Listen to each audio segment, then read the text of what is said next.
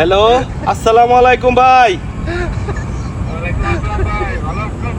ভাই এটা কি ট্রাভেলস? আপনি কি বিমানের টিকিট বিক্রি করেন? ভাই দেন তো ঈদের আগে কোন বিমানে মানে সবচেয়ে কম দামে একটা টিকিট আছে কিনা, দুইটা টিকিট লাগবো, আমরা দেশে যাবো ভাই।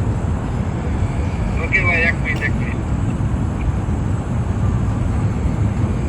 ভাই ইউজ বাংলায় 2650 টাকা। 2650 রিঙ্গিত লাগবো। আপনি একটু লাইনে থাকেন, আমার এক বন্ধুর সঙ্গে একটু কথা কই। দেখছেন 2650 রিঙ্গিত মানে কয় টাকা জানেন? বাংলাদেশি কত টাকা? 65-70 হাজার। হ্যাঁ, এইভাবে 10 বছর ধরে দেশে যান না, তাহলে কত টাকা বাঁচতো? আমি মেলা টাকা বেঁচে গেছি।